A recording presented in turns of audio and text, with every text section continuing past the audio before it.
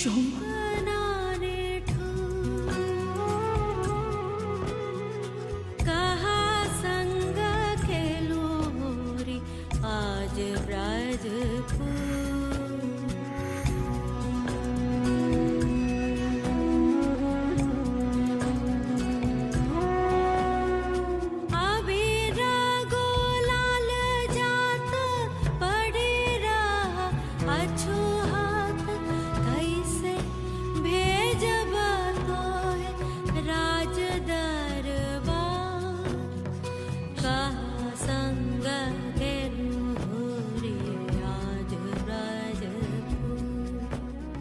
আপনার মায়ের সঙ্গে আপনার মিল হবে সোমরাজ বাবু। ব্যাস আপনাদের মিলিয়ে দিয়ে আমার কাজ শেষ।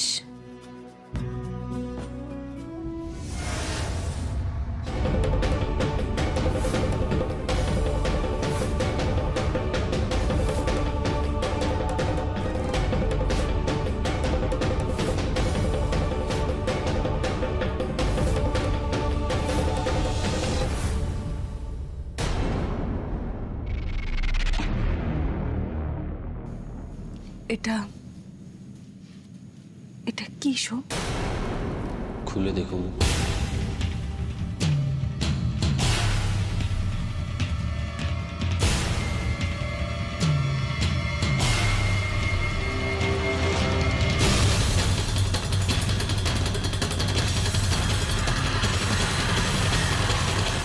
এটা তো গভর্নমেন্টের নতুন প্রজেক্টের টেন্ডারের কাগজ।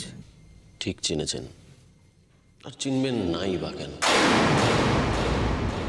আমি লোক মারফত শুনলাম নতুন প্রজেক্টের জন্য 10 কোটি টাকার টেন্ডার ডেকেছে। সেখানে আপনার কোম্পানি আবরণীয় পার্টিসিপেট করেছে, আর আপনারা খুব চেষ্টা করছেন যাতে এই টেন্ডারটা পাওয়া যায়। আর আনফর্চুনেটলি আমার কোম্পানি ব্যানার্জি টেক্সটাইলও এই টেন্ডারটায় পার্টিসিপেট করেছিল, কিন্তু এখন আমি সেই পার্টিসিপেশনটা উইথড্র করছি। কারণ আমি আপনার সঙ্গে কোনো রকম প্রতিযোগিতা, কোনো রকম কম্পিটিশনে যেতে চাই না। এসব ব্যবসার কথা তুমি কেন বলছো সোম? আমি বুঝতে পারছি না। এই ব্যবসার জন্যই তো সবকিছু, ম্যাডাম ব্যানার্জি।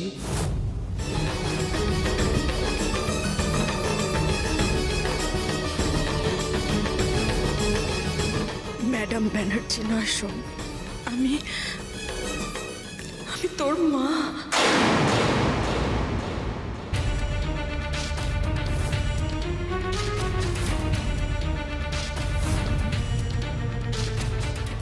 আমার কোম্পানি প্রজেক্টটা উইথড্র করে নিলে আপনার এই টেন্ডারটা পাওয়ার চান্স 100%।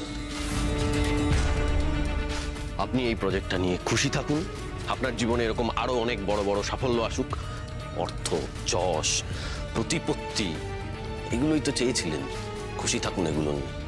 দয়া করে আমাকে এবং আমার ফ্যামিলির সঙ্গে দয়া করে কোনো রকম যোগাযোগ রাখবেন না, আর আমার স্ত্রীর সঙ্গেও কোনো যোগাযোগ রাখবেন না প্লিজ।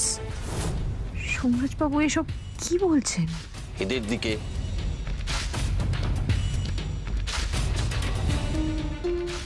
নজর দেবেন না।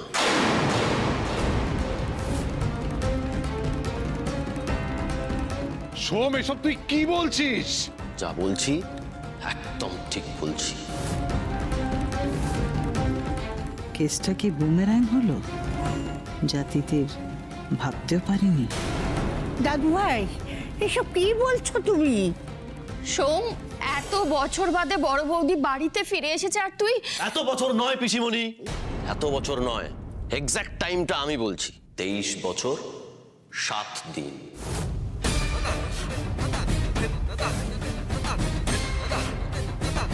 হঠাৎ করে তোমাদের সামনে এসে দাঁড়ানোয় তোমাদের হয়তো বুকের ভেতরটা ছ্যাঁত করে উঠছে, পুরনো অনেক স্মৃতি মনে পড়ে যাচ্ছে, কিন্তু বিশ্বাস করো এগুলো না, সবটা সাময়িক। উনি এখানে দাঁড়িয়ে আছেন বলে এগুলো হচ্ছে, উনি না এলে কিন্তু এগুলো কিচ্ছু হতো না। বাবা, উনি তো 23 বছর ছিলেন না, কি আটকেছে আমাদের জীবনে? না না বলো না, এই 23 বছরে আমরা কি করিনি? খাইনি, ঘুমাইনি, আনন্দ পাইনি, হাসিনি, কাঁদিনি, সব করেছি। আমার তোমাদের কোথাও কোনো অসুবিধা হয়েছে? হ্যাঁ হয়েছে? হয়নি। আমরা ভালো আছি আর ভবিষ্যতেও ভালো থাকবো।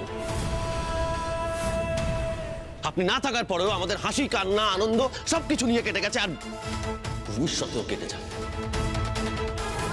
আপনি দয়া করে আমাদের থেকে অনেকটা দূরে থাকুন প্লিজ। আমি জানি আমাদের ছাড়া আপনিও ভালো থাকবেন, সেটা আমি এই লাস্ট কয়েকদিনে দেখে নিয়েছি। আপনার তো আমাদের ছাড়া সাফল্যের সিঁড়ি বেয়ে তরতর করে উপরে উঠে যেতে কোনো সমস্যা হয়নি।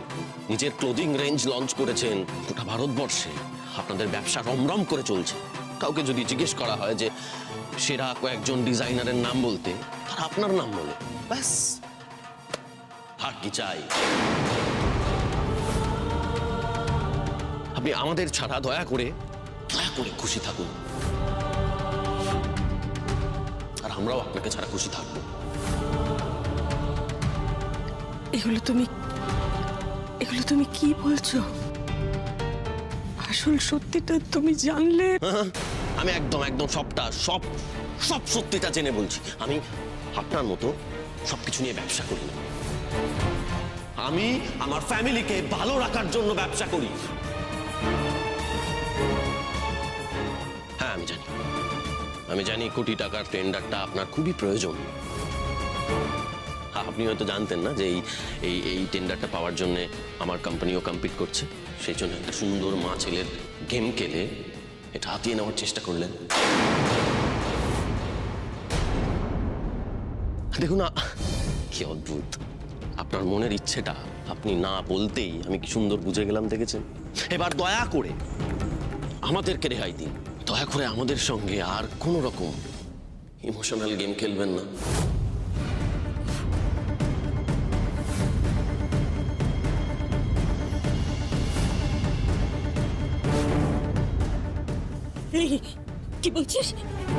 কি বলছিস তুই? এই যে আমি টাকার জন্য গেম খেলতে এসেছি, টাকার জন্য আমি মা ছেলের ইমোশনাল গেম খেলছি, এটা তুই বলতে পারলি?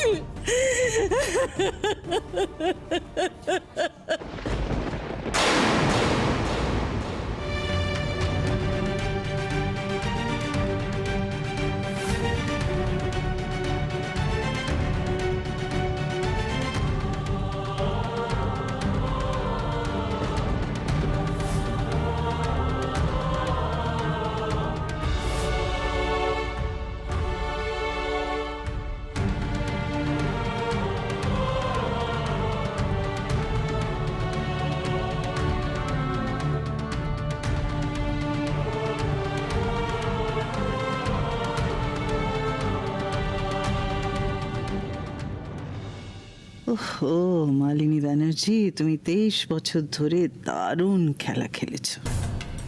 মালিনী ব্যানার্জির স্ট্র্যাটেজি এতটা ভুল হতে পারে না।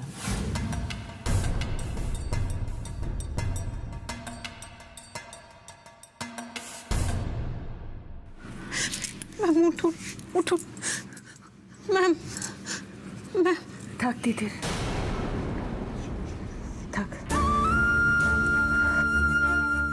আমি নিজেই উঠতে পারবো।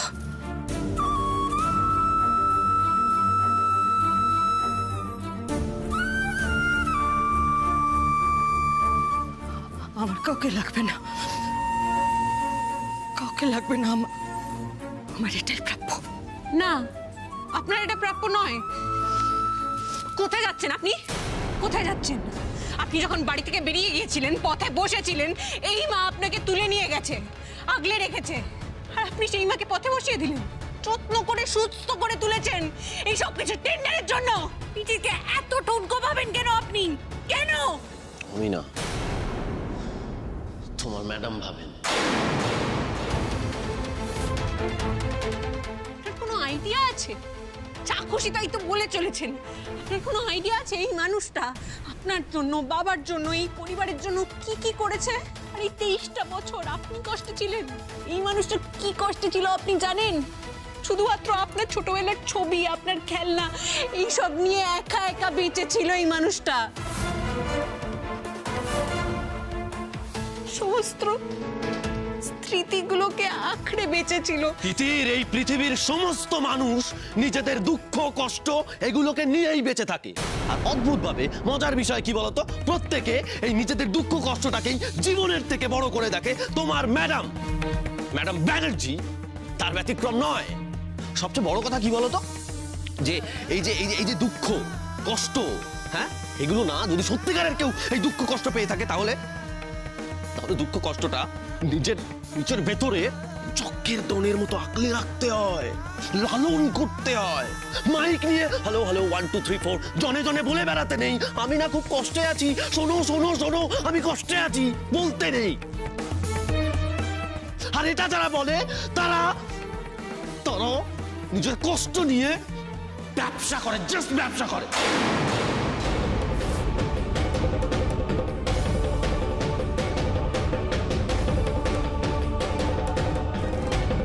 ব্যবসায়ী, ট্রু বিজনেসম্যান। আর উনি তো এগুলো নিয়ে ব্যবসা করবেনই। একদম ঠিক করেছেন। আমাকে দেখো কষ্ট আমিও পাই, জনে জনে গিয়ে বলি না আমি কষ্টে আছি। আরে কষ্ট আমারও হয়। এই কষ্টের অবসান হবে আজ। তোর কষ্টের নিরসনের জন্য তোর মা এসছে তোর কাছে ফিরে। না না না না না বাবা, না, এটা কোনো কষ্ট নিরসনের উপায় হতে পারে না। যদি এটা কষ্ট নিরসনের উপায় হয় তাহলে আমি সেটাকে সমূলে উপড়ে ফেলে দেব। মাত্রা ছড়িয়ে যাচ্ছিস তুই। একটা আত্মরা মানুষকে আর কত মারবি রে? হ্যাঁ, আর কত মারবি? তুই তাকে কিভাবে কষ্ট দিচ্ছিস সেটা ভাব। তোর মাকে। বাবা, আমি আমি আমি আমি চাই না উনি কষ্ট পাক। আমি চাই না ওনাকে কষ্ট দিতে। কষ্ট নিজেদের লোককে দেওয়া যায়, যাকে তাকে নয়। হ্যাঁ, আমি চাই উনি ভালো থাকুক, উনি ওনার মতো করে ভালো থাকুক। আর আমরা এতদিন যেরকম ভালো ছিলাম সেরকম ভবিষ্যতেও আমাদের মতো করে ভালো থাকবো। অতিথির বউ দাঁড়িয়ে আছিস কেন? সোমদাদ বইকে বোঝা না। আর দাদু ভাই, মায়ের সঙ্গে এরকম করতে নেই। এতখানি নিষ্ঠুর তুমি হও না দাদু ভাই। আসলে কি বলো তো ঠাম্মি, 23 বছর আগে যা ঘটে গেছে না, সেই পাকটা ঘাটতে আমার এখন ইচ্ছে করছে না। সেই পাকটা ঘাটতে গেলে এখন এই সুন্দর মুহূর্তটা নষ্ট হয়ে যাবে, মা সন্তানের মিলনের মুহূর্তটা নষ্ট হয়ে যাবে। না তিতির, সত্যি কথাটা ওকে বলতে হবে। কারণ সত্যিটা না জানলে ওর মনে এই যে অভিমানের নয়, ঘৃণার পাহাড় জমে আছে না, সেটা ভাঙবে না। সত্যিটা ওকে বলতে হবে। বলে দে ওকে সব। শেষ। আমার মুখোশটা খুলতে চাইছে সুজয় সোমের সামনে। শোন, আমি বলছি তোকে, শোন বিষয়টা। না না, একদম না বাবা, তুমি ভুল করছো। এখন এই মুহূর্তে দাঁড়িয়ে এই মানুষটার না আমার জীবনে কোনো গুরুত্ব নেই। তাই 23 বছর আগে উনি কেন ছেড়ে চলে গেছিলেন, কিসের জন্য ছেড়ে চলে গেছিলেন, আমার জানার কোনো প্রয়োজন নেই। উনি এখন কেমন আছে, উনি আনন্দে আছেন না দুঃখে আছেন, উনি এখন ডাল ভাত খাচ্ছেন না বিরিয়ানি খাচ্ছেন, এইগুলো আমার জানার প্রয়োজন নেই। জাস্ট প্রয়োজন। আচ্ছা, সরি, আমার এসবের মধ্যে কিছু বলা উচিত না। মা ছেলের মধ্যে আমি কি বা বলবো, কিন্তু আমি বলতে বাধ্য হচ্ছি।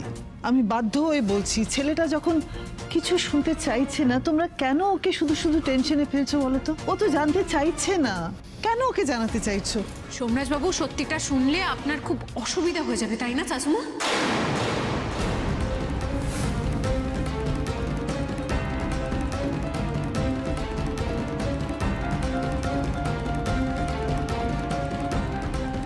তিতির, তুমি কি বলতে চাইছো? একেবারে ঠিক কথা বলছে তিতির। সোম, তোমায় জানতেই হবে দেবস্মিতা আমাদের জীবনে কতখানি। বাবা, ম্যাডাম ব্যানার্জি তোমাদের জীবনে অনেকটা জায়গা জুড়ে থাকতে পারে, কিন্তু প্লিজ আমার থেকে কোনো কিছু এক্সপেক্ট করো না, প্লিজ। তাহলে আপনি এখানে এলেন কেন? আপনি তো জেনে গেছিলেন মিতা ম্যাম আপনার মা, আপনার তো নতুন করে রাজি হলেন কেন, বললেন কেন? তার মুখোমুখি যে আমাকে হতেই হবে তিতির। মুখের ওপর তো বলে দিতে পারতেন, তিতির আমি আমার মায়ের সঙ্গে দেখা করতে চাই না, এইসব কথা বলার জন্য আপনি নিচে এলেন। তিতির, তুমি আমার কথার আসল মানেটাই বোঝনি।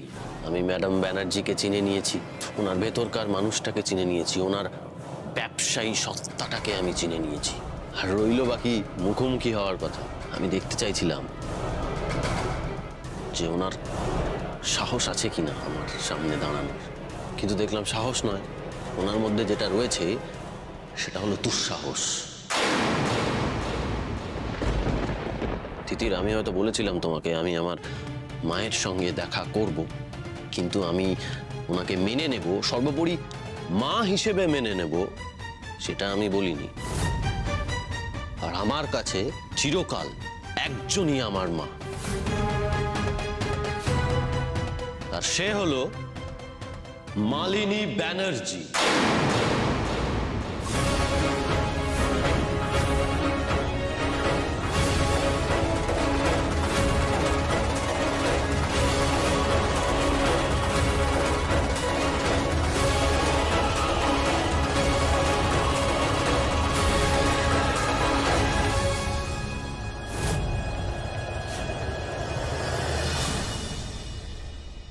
চমৎকার। নিজের ছেলেকে ডিপ্রাইভ করে সোম সোম করার ফল পাবো না, তা কি হতে পারে? সোম, কি বললি বেটা? আজ তুই যে আমার স্বীকৃতি দিলি, এরপরে যদি আমার মৃত্যু হয় আমি খুব আনন্দে মৃত্যুকে বরণ করতে পারবো, আমার কোনো আফসোস থাকবে না বেটা, আমার কোনো প্লিজ আফসোস প্লিজ প্লিজ থাকবে প্লিজ না। প্লিজ প্লিজ তুমি এইসব কথা বলো না, চুপ। কিন্তু বেটা, এখন তো তোর মা এসে গেছে, তোর আসল মা, এখন তো আমার প্রয়োজন পড়িয়ে গেছে, তাই না? দেবী যে তোর জন্মদাত্রী মা, সেটা তো তুই অস্বীকার করতে পারবি না। একদম সত্যি কথা বলেছো তুমি, কিন্তু আরেকটা সত্যি কথা আছে মা, সেটাও জানতে হবে সবাইকে, যে আমার জন্মদাত্রী মাই সেই মা যে আমাকে 3 বছর বয়সে ফেলে রেখে চলে গেছিল শুধুমাত্র নিজের ক্যারিয়ার গড়বে বলে, আর সেখান থেকে তুমি আমাকে তুলে এনে আজ এখানে দাঁড় করিয়েছো। এই সত্যিটাও সবাইকে জানতে হবে। বেটা, সোনা বেটা, আরে বারবার এক কথা বলে চলেছিস তুই, এতবার করে বলছিস সত্যিটা শোন, সত্যিটা শুনছিস না। ম্যাম আপনি চুপ করে থাকবেন না প্লিজ, এবার চুপ করে না থেকে আপনি বলুন প্লিজ। আমার আর কিছু বলার নেই, আমার বুক ভরে গেছে। আর তোমরাও সোমকে আর কিছু বলো না, ও তো এখানে ভালো আছে, সুস্থ আছে, তোমাদের সকলের সাথে আনন্দে আছে। আর তিতির, তুমি তো সোমের সাথে আছো, এর থেকে বড় শান্তির আর আমার কাছে কি হতে পারে তিতির?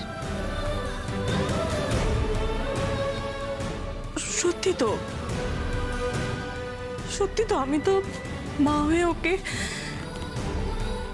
একদিনের জন্য খুশি করতে পারিনি, ভালো রাখতে পারিনি, তাই নতুন করে কষ্টের বোঝা চাপানোর কোনো অধিকার আমার নেই।